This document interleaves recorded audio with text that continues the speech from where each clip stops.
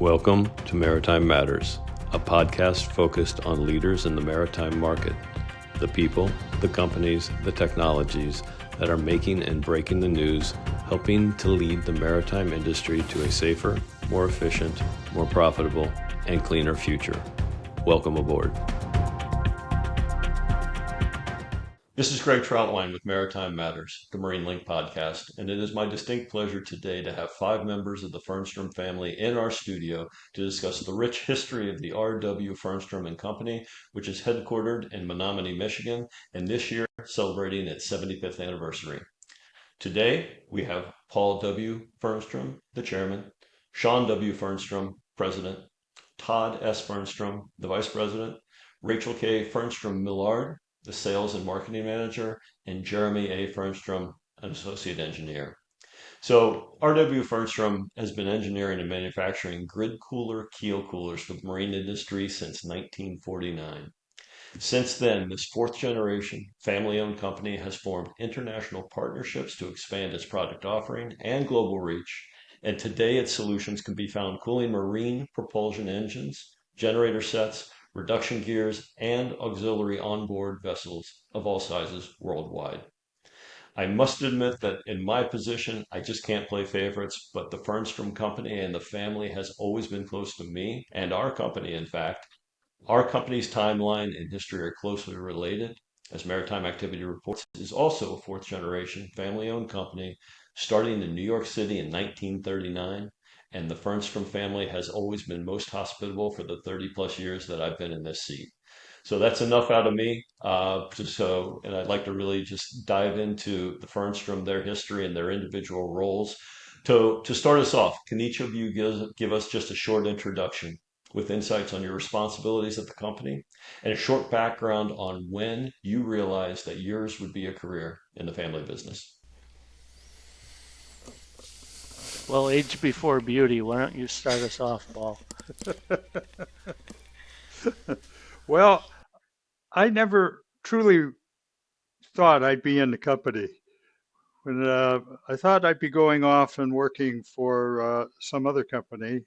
Actually, there was one down in Lower Michigan, and my starting wage was $1,400 a month, and I mentioned that to my father, and he said, "Oh, I thought you were going to come and work for us." Well,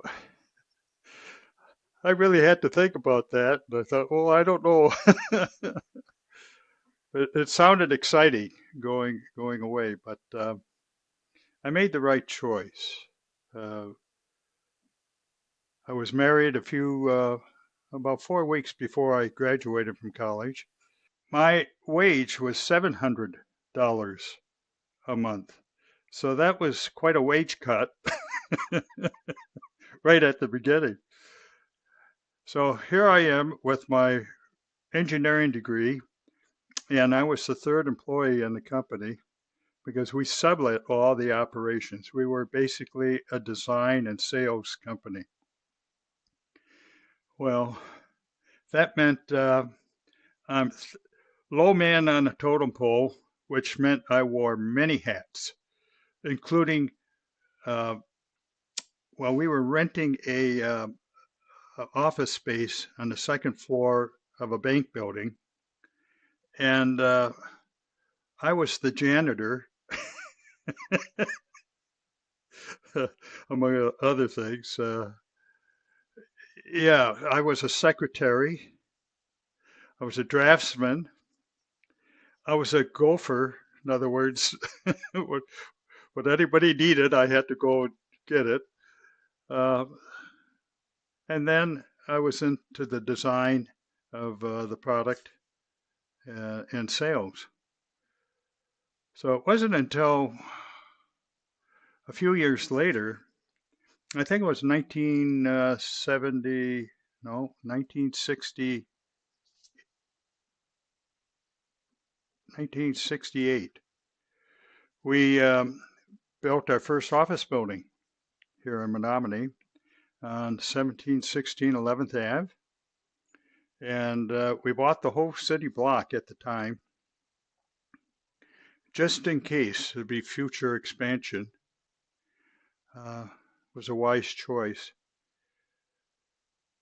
Our first real employee, other than owner, was our secretary, Gail Bach, and she came in 1969. And thank God, because we were running out of uh, what do you call that stuff when you make mistakes in Mm, typing? Whiteout. Whiteout, mhm, whiteout. mhm. Yeah, I should have bought stock in that company, but yeah. So we had a very humble beginning. We hired a few more people as we're going along. 1970 was a big change because Menominee Boiler Works did not have enough space for the growth that we were starting to experience. And so we put up a metal building on the property right behind our office. And we we seemed to fill that almost immediately.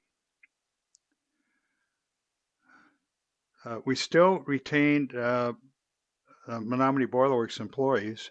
We were providing the building, and of course, they had some of the equipment. By 1976, we owned all the equipment and the inventory, and it became a point of parting ways. So we moved on. We hired the Menominee Boiler Works employees that worked on the keel coolers, the grid cooler line, and they were very happy because they liked our working conditions compared to the Menominee Boiler Works, which was steel fabrication, and so that was really a dirty job over there. Um, so let's see. Going back in history, we in 1943, after my father designed the heat exchanger, the first heat exchanger, we applied for a patent and did receive that. We can build that same heat exchanger today, although the quality of the heat exchanger is vastly improved over those years. That first model was 8 tubes wide and 54 inches long from nozzle to nozzle. So it's very small on landing craft. And it proved to be a very sturdy type heat exchanger, and the Navy did like it. They ordered many of those units, and then as the landing craft became larger, they we were on those vessels too, and even up lately the LCUs. Uh, we were on bridge erection boats for the Army, and we're still doing something. I don't want to steal anybody's thunder here. So I'm going to try and talk about the early years uh, of the company. When my father first started working for Continental Motor Company, because that really brought part of this into being. Mhm. Uh, he in 1928 was a great year. My folks were married, and they decided to strike off for the big city of Detroit. And my father got a job at Continental Motor Company as a draftsman. And he had a brother, Frank, who was also working at Continental Motor Company, and that's kind of how he got his in there. Well, wouldn't you know it, the Depression shows up. And in order to keep his job, he said he'd work free on Saturdays, which he did. And back then, you didn't have a nice table to do your drafting. These were full scale models, and in many cases, they were large castings and so on. And so it was a vertical drawing board. You had to stand all day, you know, working against a wall. So Well, that's some work fortunately, ethic. that changed. One day, the owner and president of Continental Motor Company, John Mulford, well, he had a pleasure boat. He What had a a pleasure boat, and it almost sank one day in the Detroit harbor. And it was all due to the bilge pump. And back then, they made bilge pumps. They were diaphragm bilge pumps. They went thump, thump, thump, thump, thump, you know, and hopefully it wouldn't break down. Well, John Mulford went to my father, who had worked his way up in the company now, uh, and said, I want you, Bob, to design a pump. And because I got to fix my boat. Well, my father got a number of textbooks out, and he looked to see what was really out there, and he finally decided a centrifugal pump that was self-priming would be the perfect bilge pump. All right. So he built six of these. He used the pattern shop at Continental Motors, and they did the castings and everything, and they built six pumps. Well, Mr. Mulford took two, put them on his boat, and they worked like a charm. Now Mr. Mulford is entertaining the Navy, and he had to show them, how great these bilge pumps. So he started to flood his bilge with water, and yeah, people were a little anxious at that time. And he flips on the pump, and away went the water, and the Navy was just totally impressed. My dad asked Mr. Balfour, well, what do you want with these four pumps that are left? He said, Bob, we're not in the accessory business. Do what you want with them. So he knew the Navy was kind of interested in. They opened a little storefront on East Jefferson Avenue, had a card table, a phone, and two folding chairs, and then walks the Navy. So That's that was awesome. the start of MP pumps. Yeah. Those bilge pumps were on just about all the landing craft in World War II and later. So when it came time with the frustration that my father was feeling or pressure from the Navy with the landing craft problem, that they needed a hull type or an outside type heat exchanger. And the only thing that was available was round tube with slip joints, and the Navy didn't want that. So he's in the pump shop now on a Saturday, and he has his tube in his hand and a mallet, and out of utter frustration, he starts pounding on this tube, and it becomes oval. And yes, I think I could even feel today the light bulb going off because Eureka, this is it, and he could have more tubes in a more confined space, and he could shorten the length of the tube because more of the heat with a rectangular shape will reject more heat than the round tube Mhm. with the same area and volume.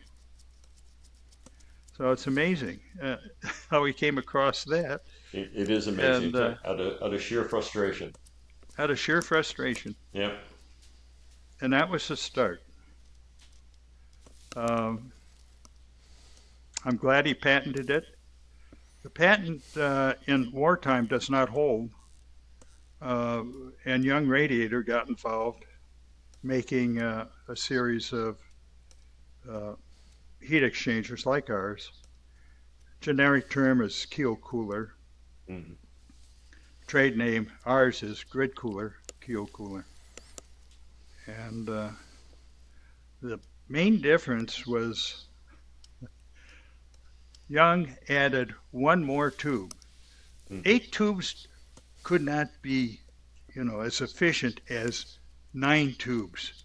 Mhm. Well, they sold a bunch of these coolers to the Navy, and they all overheated because the space was too close. And so that helped open the door a little bit more for the progress. we hired Bob Amory in 1973. Now, Bob was, yeah, it's kind of nepotism because that's my wife's brother. And we moved him back to this area from Raleigh, North Carolina. And he became our engineer. He had good discipline and sales abilities. So Well, from there, it just started to grow. And my brother, David, was mhm, involved uh, back in the 70s on up to 1996. He mhm, was he developed the export department in the company, which at some times was 20%, sometimes even 25% of our total sales. So it was substantial, and it carried us through when we'd have a slow time in the States. You mhm, know, the exports would come into play. We added ultrasonics in 1973 to test the silver brace joints to make sure that we were building a better mhm. keel cooler. And that was a monumental change because what we made we thought was perfect until we checked it the first time with the ultrasonics. And we said, whoa, we've got to do something here. And Awesome. and that was actually, I think that was a monumental change. That was about 1973. 1973. We Okay. were starting to have some Yep. problems out in the Yep. field Yep. and with leaking, and we couldn't Hmm. understand why. Well, later on, we found that there was a big shift in the steel that was used to Hmm. build push boats, and they went to a more flexible steel. Hmm. So it was a live hull. Well, what's attached to the hull is our keel cooler. Yeah. And now all of a sudden it's subject to twisting Oh, and yeah. bending and vibrations that never existed before. Yeah. So we had to build a better cooler. Okay. That's And interesting. that allowed us to do that. 1976, at that point, we uh, severed our relationship with Menominee Boiler Works. And Hmm. by the way, Menominee Boiler Works was also a family owned entity. Hmm. My great grandfather was involved there, actually ended up owning it. And then my grandfather and three uncles, Hmm. two uncles, and my dad were the principals of that company. So it was a change for my father to separate, but my brother Dave and I were in the company, and it was time. Hmm. Uh, the company had grown to the point that we needed to have it all under one envelope. Hmm. Then came 1981, the infamous 1981. Yep. That's when the marine industry, I would say, died in the country. Hmm. Um, some called it a recession. I called it a depression. Yep. We Yep. had January of 81. We had 6 months of work on the books. We had 45 employees. We also had a second shift. So our shop was just humming. End of January, I had 2 weeks of backlog because of all the cancellations. And what's even worse, I had material coming that I had no orders for. Hmm. And we had to lay off our employees. By the end of 81, we finally broke even. Uh, and we had 13 employees. Mhm. Well, we lost 70% of our accounts, Hmm. and many of them never came back. Yep. You know, it really was a sad time. Hmm. Um, and of course, wouldn't you know it, in 1980, we added onto our office building. now, now we have the first debt in the company. We never had debt before then. And yeah, so that was an eye opener. Well, the model back then was stay alive for 85. And we tried. Yep. We, like I said, we broke even at the end of the year. And we were fortunate that the employees that we laid off eventually all found jobs. Some of them we were able to call back as we went along. And for the first year, those employees that we laid off, we paid their full health insurance Oh, nice.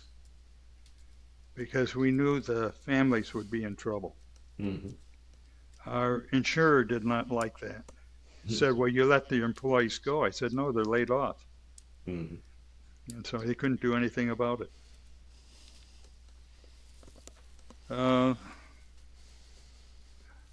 81 was a big change in how we operated from 81 on.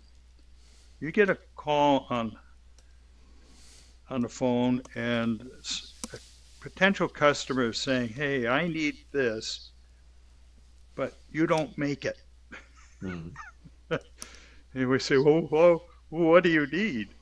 Well, I need something that's a little different. Right now, your nozzles are 6 inches long, and I need something that's 19 inches. I started scratching my head. Well, yeah, we'll sell more metal that way. So that sounds okay. Well, we want 5 inches of British Standard thread. Uh-huh. And the supports have to be 19 inches with British Standard thread, too. That means the nuts would have to be British Standard to go along with it. And I said, yeah, we could do that. How many would you like? One. And you think, oh, I got to talk to the machine shop to see if I can beg them to build it. And they would machine them, and because they were hungry too. Mm. And so we started doing one of a kind. And we found that once you've done the design work on it, the physical design for the product to be built out in the shop, I mean, it's easy after that. So I certainly know one-off design is a heck of a lot more difficult and a lot less profitable than manufacturing in batches. right. Yeah. But fortunately, we have tuned the whole operation between Mm-hmm. Todd, Sean, everyone here, that we can build one of a kind and make money. And it's not outrageous. We introduced the first welded rectangular tube for grid coolers in 1989. Before that, all the tubes were extruded. And the process of extruding the tube, the mills ran 40% waste. So this had a direct cost savings for us of about 30% when we went to a welded tube. Plus, it was an improved quality. We did not have mill scale that would be a potential leak in the tube a few years down the road. Yep. So it was by far a better tube.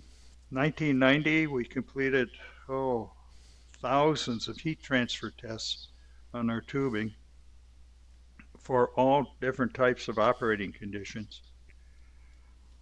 Sean graduated from Michigan Tech, and he came to work here full time, and he wore many hats. And, That's where all my hair went. Now that we've gotten Sean joining the company, Sean, can you just give us a little background on did you always know that you were going to be in the family business? Well, I always figured I'd be back here at some point. I thought maybe I'd go off and work somewhere else and come back, but when I was graduating from Michigan Tech, I was looking at the job availability that I had at the time, and everything was much larger companies. And I didn't want to be an office drone. I didn't want to be a number. You know, I wanted to be a person. Yeah. And with the knowledge that I had working for the company part time since I was 14 years old, um, I felt very comfortable coming back here and really being able to make a difference from day one. Mhm. And so that's what I did. I graduated in July of '90, and by the end of the month, I was working here. That's excellent. And while we're on it, Todd, would you like to give some insight?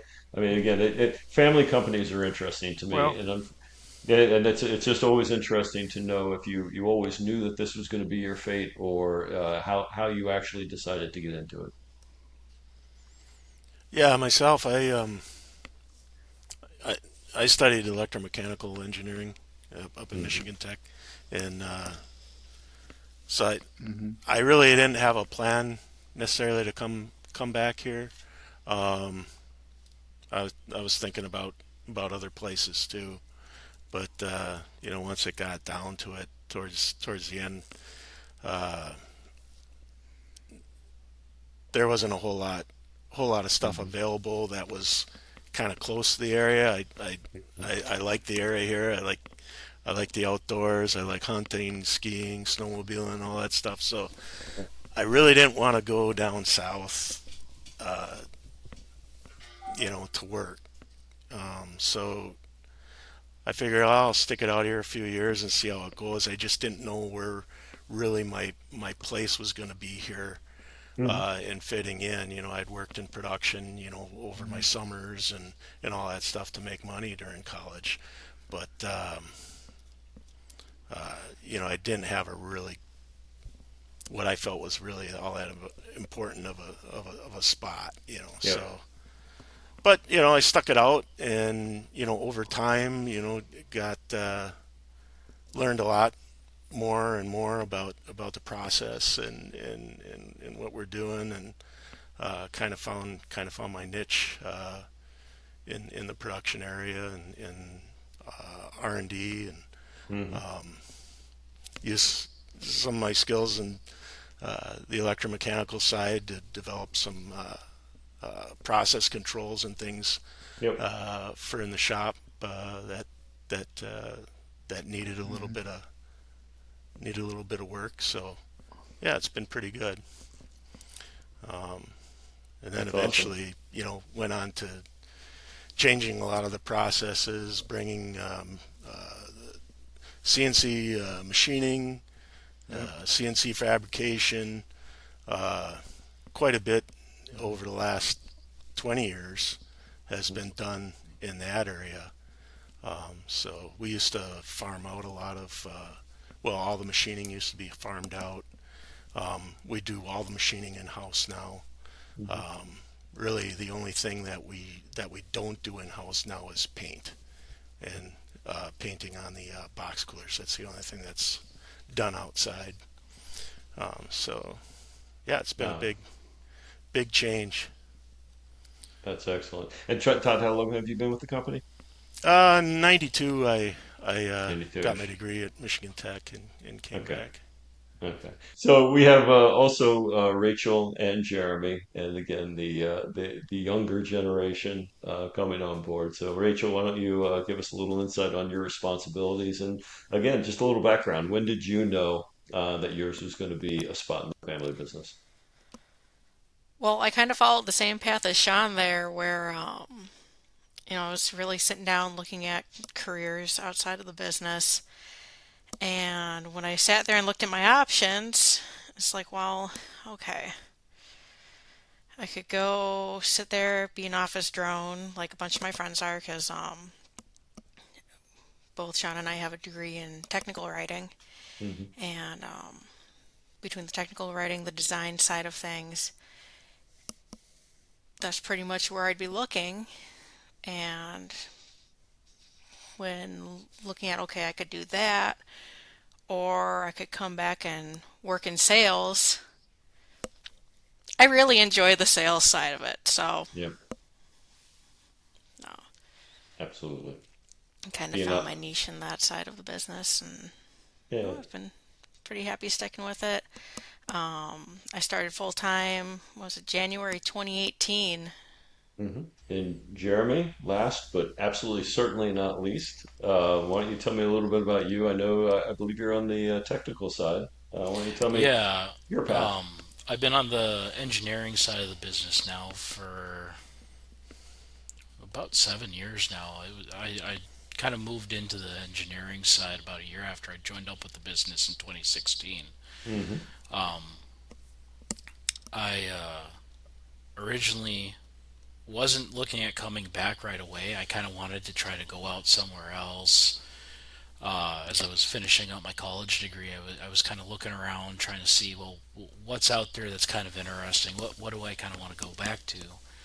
Because I wanted to kind of get some experience elsewhere and then Hmm. come back to the business, bring more experience from outside. And well, nice thing about Michigan Tech up there is they got a pretty robust job fair. So I Hmm. was looking around, and just there was a couple things that interested me here and there. I kind of looked at some of the railroad stuff because my degree's in business management. I specialize in that operation supply chain management, which railroads are a good fit for that. So that's what I was kind of looking at. And it was kind of a mess. And then graduation rolled around, and I was like, well, I could keep floundering around trying to find something, or I can go back to the family business. I worked part time here when I was in college, and I learned a decent amount about the production, what goes into it. Had a little bit of experience looking at how things were in the office as well, and made the decision to come back and help out where I could. Um, Definitely a change going from a business degree to working in the engineering department, but you learn a lot more on the job than you do in college a lot of times, I feel. Oh And yeah. there's been a lot that I've learned and have been able to apply as such. And we're still working on a lot of things here. I mean, we've made mention as we've brought up the e-size tubing that we brought up last year that we're still working on, and being involved in that has been pretty exciting, really. And other innovations that Todd's been working on with the in-house process changes, some of the stuff that we get involved in on that. It's nice being here rather than having gone out. I'm not sure. I feel like I would have missed out if I hadn't come back right away. Hmm. I told you. So, Jeremy, let me ask you: do you make the same $700 a month that Paul did? Well, thankfully, right now, no. I'm When joking. I I'm totally started out, joking. um, when I was starting out, I actually made about the same as. I think I made a little bit more than my dad, Sean, did when he was first starting, but not too much more. I do. I really appreciate everyone's background, and I know Paul, you were talking, and Sean, you and I have discussed the company history many times. So, basically, we got up to about 1990, and that's kind of that's interesting for me because that's kind of where my I intersect. That's when I started with Hmm. Maritime in the early 1990s.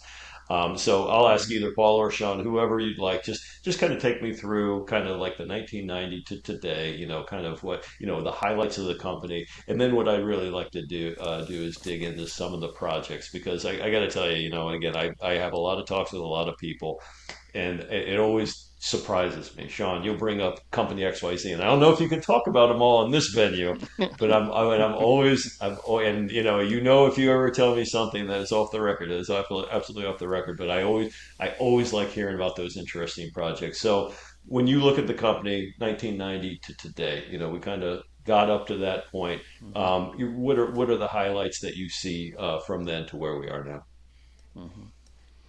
Well, I guess what I see has a lot to do. Uh, with a representative base. We've brought on a number of different representatives, both domestically and internationally, over those years. We had started to really blossom along those lines, creating a real sales network in the mid 80s, but it really started to shine into the 90s and early 2000s. And so we've currently got a representative network of about 20 different individuals and organizations worldwide. And that really allows us to have an impact in a lot of different areas. Is like we say, you can find our coolers on all 7 continents, including Antarctica. Yeah. Um, we're everywhere and on so many different projects Yep. in so many different markets. It's really only limited by, hey, you need a body of water someplace that you can run across the tubes. Yeah. Outside of that, we can do just about anything. Yeah. Um, I mean, you could go back 1970s. I don't know, Dad, if you want to talk about Howard Hughes and Glomar Explorer. Oh, So yeah. I can't remember exactly the year, but it was, I got this strange phone call from uh, Hughes Corporation, and they had some electronics that they needed to be cooled. mhm. Uh, and the problem they had was that using fans and so on to cool the electronics created an electrical noise, and it wasn't that efficient. So they wanted to water cool the electronics, and I'm scratching my head. Yes, I had hair then too. Uh, that how are they going to do that? You know? But that wasn't my problem. My problem was how do I dissipate the heat? And given the flow rate and the temperatures they wanted and so on, I designed a cooler and it sized a cooler, and it turned out to be a D1690U. Amazing. I can still remember that. Uh, and they only needed one, but they bought two. Mhm. That's my kind of customer. Yeah, because I wanted redundancy. Well, here a few years ago, uh, it became public knowledge that the Hughes Corporation was involved in a government project to raise a Russian sub. And there were two of these vessels built. One of them, I think, was the Explorer. It was a Glomar, Mhm. and they uh, they had it hidden. It was built on the west coast, and they had it hidden, and they had a cover story too. Uh, that Hughes Corporation was looking for minerals on the sea bottom, and it was known that there were these molybdenum nodules on the seafloor, and so they were doing research and so on, and that was the big story. Well, that's where the Russian sub was, Mhm. and as they brought it up, unfortunately, uh, it broke in half, Mhm. and so they couldn't recover the whole thing. But they were able to recover two of the nuclear uh, torpedoes Mhm. with that section of the sub. So it's amazing. Here, it's hush hush. Yep. I don't know. They need these coolers. Mhm. So Those are who my knows? favorite. Paul, and again, I've been doing this only for 32 years, but in my Yeah. 32 years, the absolute positive best stories are always followed by you can't publish this. Yeah. so so trust That's true. so trust me that those are And, awesome. and, So Yeah. and we signed a lot of confidentiality. I'm agreements. sure. So, I mean, Hmm. it makes it difficult at times when you're Yeah. trying to work with different people Yep. on Yeah. a project Yep. because they all need to understand, you know, the capabilities of the heat exchanger, Yep. Hmm. but nobody's talking to each other because you're in these little Yeah. boxes for Well, security. Yeah. that's something I've seen across maritime. And again, I really haven't had a lot of experience in different industries, but I know in maritime there. And again, because we talk about it now because there's so many like monumental problems that they're trying to solve today, Mm. decarbonization, Oh yeah. all the different efficiency problems. Yet most of the companies simply are not communicating with each other. And I get the confidentiality agreements, and we honor those as well. But I mean you're absolutely right. You want to be talking about those projects because Oh those are the yeah. ones. Those are the feathers in the cap. Those are the pins. Those are the ones that people like will sit back and say, "Wow." So with Hmm. that, whoever Sean Todd, Paul, Yeah. anyone, are there any other? Again, Sean, I know over the years we've had these conversations of the Hmm. projects, and Oh, I'm we not get asking into. you to pick favorites. Actually, it's quite funny because I had this conversation I had an interview with a politician recently, and I asked him to pick favorites. And oh my, you want to Hmm. talk about somebody who was like stammering and hammering, and I can't pick favorites. I'm a politician. But Yeah. when you look at the body of work that has gone on under your roof over the years, are there other two, three, four projects? I mean, what do you sit back and say, wow, we were involved in that? Yeah. Well, you look at things like the tsunami early warning buoys that are across the Pacific. We've got coolers on all of those. Uh, you look at tidal or wave power generation that's being done. That's something that's just really starting to come on, and the number of those projects that we're involved in. That's something again totally removed from where we really started. Um, you've had companies dabbling around with underwater server farms. We cool those. Um, you get into um, space programs. We're on the self-propelled barge that moves the solid rocket boosters from Alabama around to Cape Canaveral, Mm-hmm. as an example. And then we're also on the tugs that retrieve those solid rocket boosters in the Indian Ocean. Um, a lot of different projects like that, a lot of different organizations along those lines, that things you'd never imagine that we'd have anything to do with. There's a naval submarine training base. Where is that in Montana, I think? And of all places, Montana for a submarine training base. We've got coolers there. Yeah. Um, there's just so many different applications that we can get into. That's truly amazing, and what actually just hearing you talk about it as well.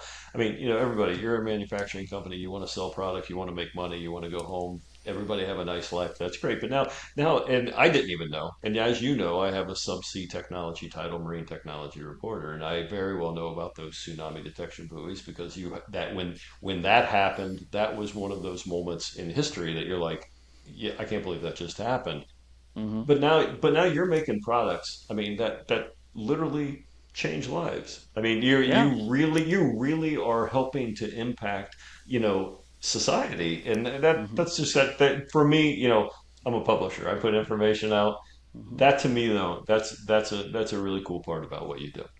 Yeah. You had when we had the Exxon Valdez oil spill.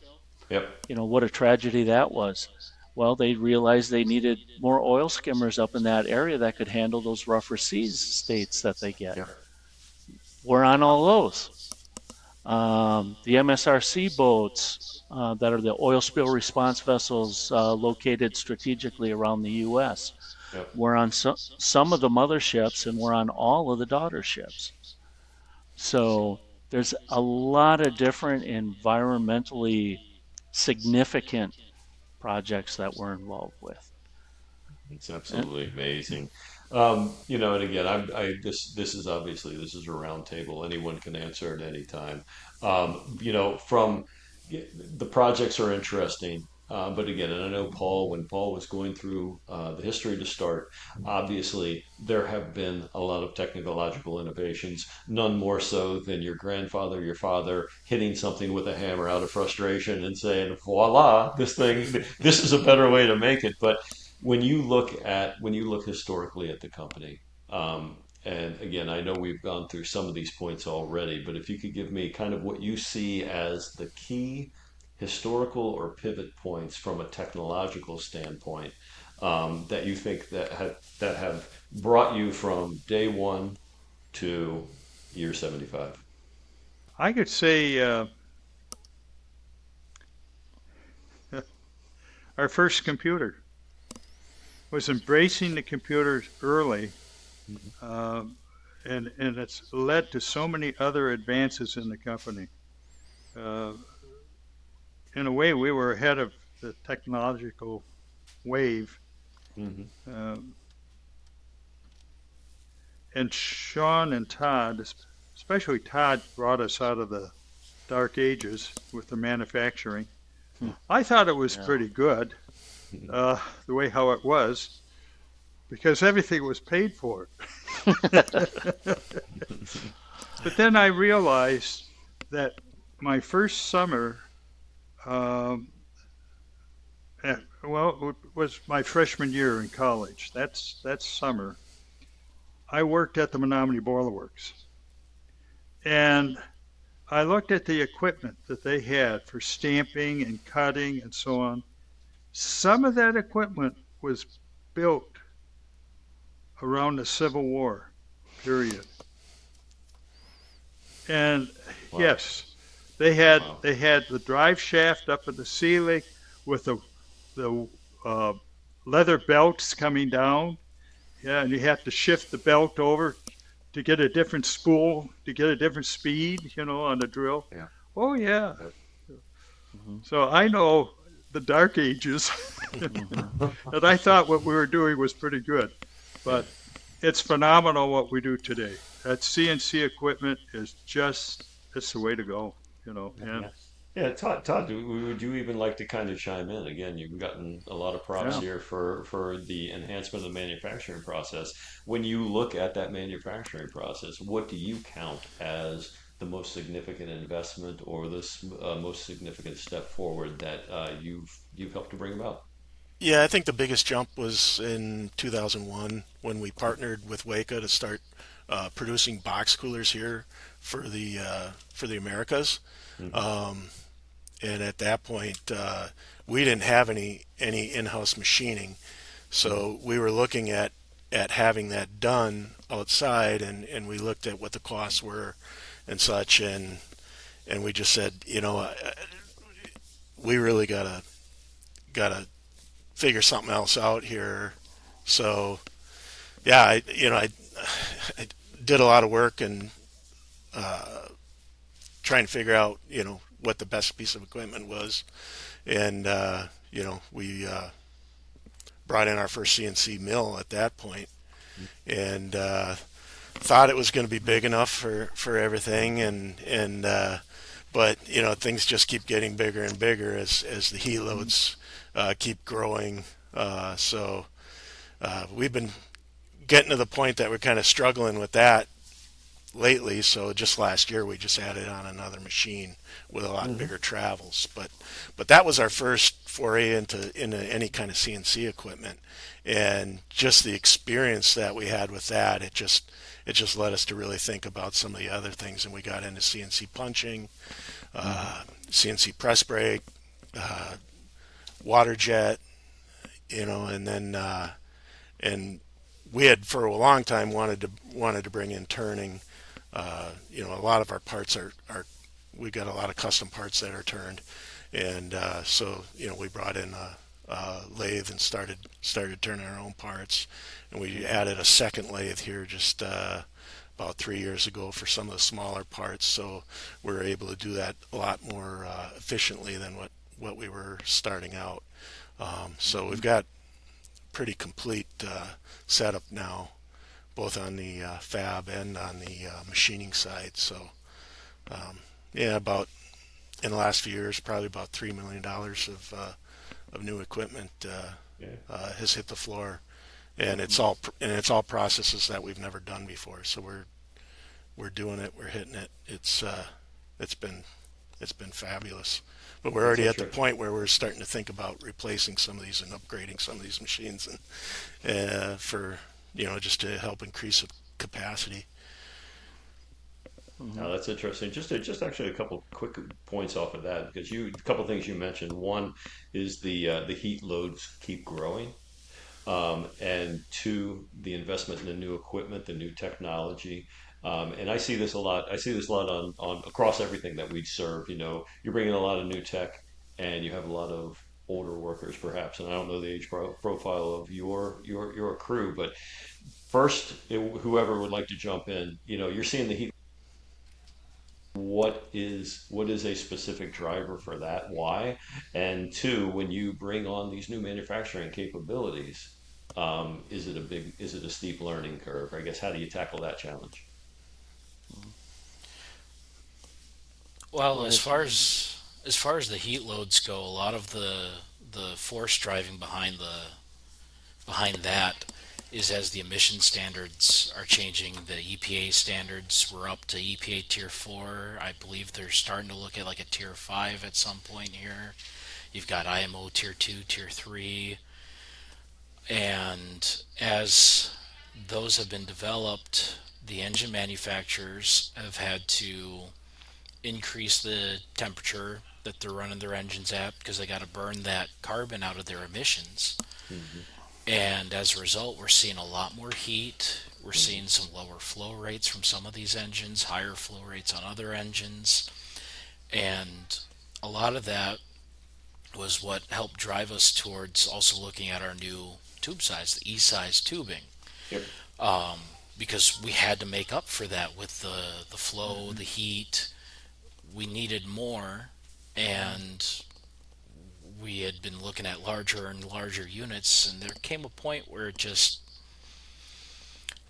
you start seeing some inefficiencies when you start stacking beyond two stacks of tubes, Hmm. and that's why we needed a higher capacity tube. Hmm.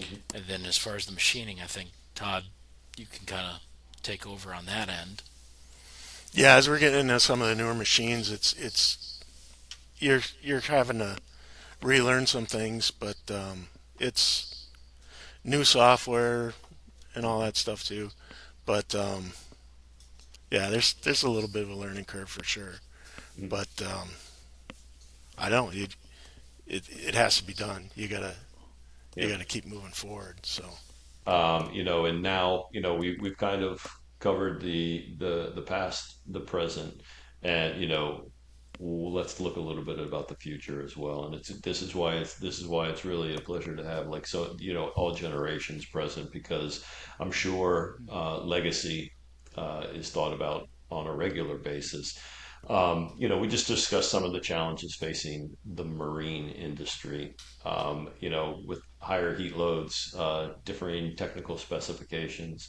Paul, you mentioned previously, a change in steel. All of a sudden, it changes your product, and you have to react, and you have to be innovative and reactive enough to deliver the product that's needed to be done with the conditions as they change. But when you look at the challenges of running this business today, and I think we've already hit some of these points, but can you discuss what you see as the primary challenges and how you're investing to meet those challenges? Don't I'm going to everybody jump at once. retire. Paul, I want to be there with you. I'm a short-term person now. I, Come next year, my goodness, I'll have 60 years in. Wow. Just a few. Yeah. mhm. Hmm. If, Yeah, if it's it's a big getting there. part, if it's a big retirement party, I'd like an invite. If it's not too much to Yeah, ask, yeah. I'll make a special trip just for that one. There you There you go. go. I'd like a retirement party. Yeah, yeah. We, I uh, The difficulty But really in moving ahead, moving into the future, and really dealing with all the changes that come of it is you got to remember where your center is. What's your identity? Who are you? What are you about? And you've got to be able to hang on to that while making those changes. What we've seen over the decades, you go back to the 60s and 70s, and we moved from mailing everything. That was the main communication method, and maybe some phone calls, to having a telex. Oh boy. oh And yeah, then we had moving that. from the telex to the fax machine, and now from Hmm. fax machines to email. We're doing teleconferencing like this. Things have just kind of sped up. The communication pipeline is all sped up, and you have to meet those needs, but you got to remember who you are. What are you about? And you got to hang on to that. And fortunately, like Paul said, computers have been fabulous. They've made it so much easier to do all of that, but you have to be able to say, yeah, roll up your sleeves and get after it. And like Todd said, well, need to learn new software. Well, so be it. That's what we need to do in order to get your job done. So it more of that in the future. We're not going to see any less. It's interesting, Sean. And again, on the trip when I was out to see you, I happened to pop down to Milwaukee. There's a large manufacturing company down there, and I was sitting at a table, and it was like the Algonquin round table. There were 12 people around me, and I think they were marketing managers for different sector, and I think maybe two of them were over the age of 30.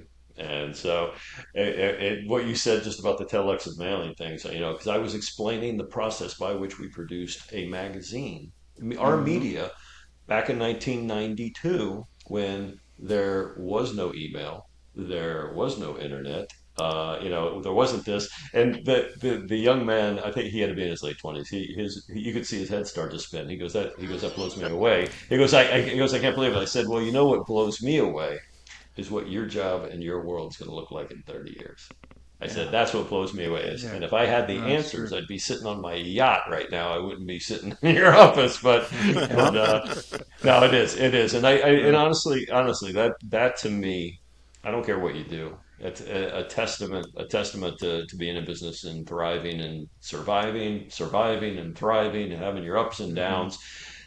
75 years is impressive, without a doubt. And Paul, I can only imagine how you feel, just sitting on sitting on this, and you're surrounded by your family who Uh, is now carrying on that legacy. So, with that, is there any, when you guys reflect on what you do, and again, I've been to your town many times. I know the importance of the maritime industry and of the manufacturing base in that region, without a shadow of a doubt. But I mean, just kind of in summation, when you look at 75 years, I mean, what do mhm. you think, or I guess what's your kind of parting thoughts on how you view 75 years and how you view the coming years as well? But to be truthful, we just have to be mindful of a changing world, and you need to keep up with it, like it or not. And you get older, and you don't like to see so much change, because it pushes us out of our comfort zone. But yeah, there's going to be new technology out there. Uh, I know we are cooling uh, large electric batteries on marine craft now. Where's that going to go? You know, we've done LG gas engines. We're into solar. I've seen it many times just in my short 30 years. Things change, technologies change, solutions change, and the more they change, the more they stay the same sometimes. So, Sean, I That's like right. I like your comments on staying centered. So, I think the only thing I might add to looking towards the future is Cool. when we bring up the changing technologies that we're seeing in the field.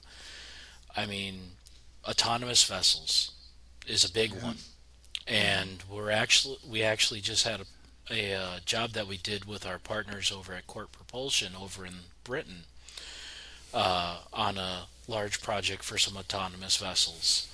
And there's only going to be more of that as you start getting some of these compact vessels.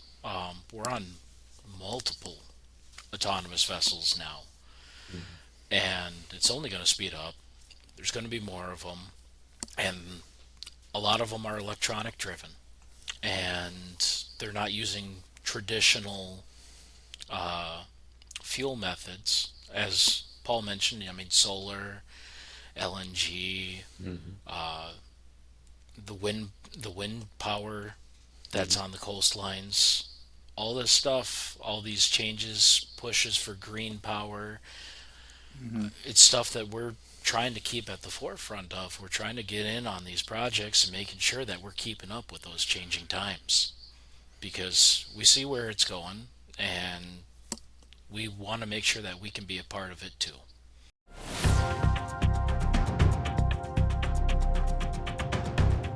Thank you for listening to Maritime Matters. If you would like to be featured on a future Maritime Matters podcast, visit www.marinelink.com or email maritimematters@marinelink.com.